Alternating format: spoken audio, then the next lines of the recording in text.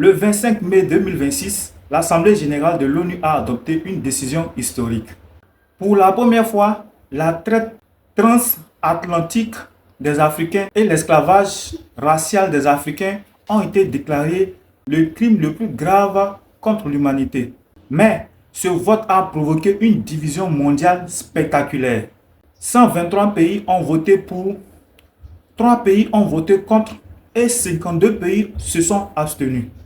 Alors, pourquoi certains pays refusent-ils de reconnaître officiellement ce crime? Et surtout, qu'est-ce qui se joue réellement derrière ce vote? Le contexte historique. 400 ans de traite. Entre le 15e siècle et le 19e siècle, environ 12,5 millions d'Africains ont été déportés vers les Amériques. Des millions sont morts pendant la traversée.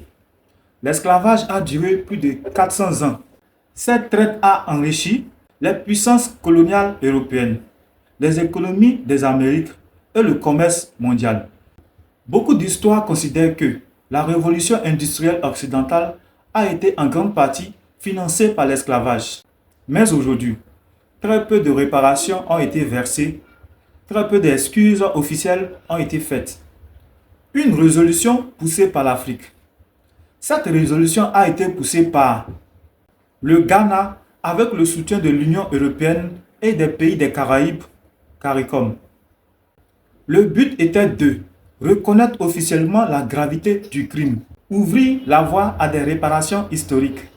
La résolution demande notamment des excuses officielles, la restitution des objets culturels volés, la compensation financière, des programmes de justice réparatrice. Les pays qui ont voté pour, les 123 pays favorables comprennent presque tous les pays de l'Afrique, la majorité de l'Asie, les pays de l'Amérique latine, les Caraïbes, plusieurs pays du Sud global. Pourquoi?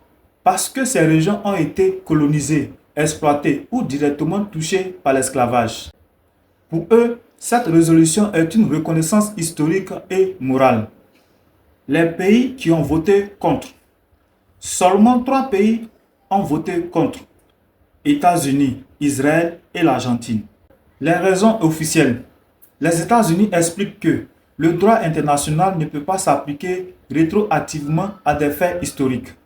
En clair, si l'esclavage n'était pas considéré illégal à l'époque, on ne peut pas aujourd'hui demander des réparations juridiques. Ils craignent aussi des demandes massives d'indemnisation. Les pays qui se sont abstenus. Les 52 pays d'abstention incluent le Royaume-Uni et tous les pays de l'Union européenne. Ce n'est pas un hasard, car ce sont les principales puissances historiques de la traite. Royaume-Uni, France, Portugal, Espagne, Pays-Bas. Leur argument, ils disent que qualifier un crime le plus grave de l'histoire crée une hiérarchie des atrocités. Autrement dit, ils ne veulent pas que l'esclavage soit considéré comme le pire crime de l'histoire. Ce que l'Afrique cherche réellement, cette résolution n'est pas seulement symbolique. Elle ouvre la voie à 3 choses majeures. En premier, réparation financière. Certains économistes parlent des milliers de milliards de dollars. Des Africains et des Caribéens estiment que l'esclavage a détruit les sociétés et retardé leur développement. 2. Retour aux œuvres africaines. La résolution demande aussi la restitution des objets culturels, statues, archives, œuvres d'art volées pendant la colonisation. 3. Justice historique. L'objectif est aussi de montrer que les inégalités actuelles ont les racines historiques dans l'esclavage et la colonisation. Pourquoi l'Occident est mal à l'aise? Pour beaucoup de pays occidentaux, le vote est dangereux pour 3 raisons. 1. Risque financier. Si la logique des réparations est acceptée, la compensation pourrait être gigantesque.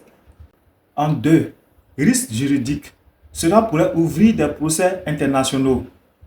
3. Risque politique. Cela pourrait remettre en question l'histoire officielle, la richesse accumulée par certaines nations.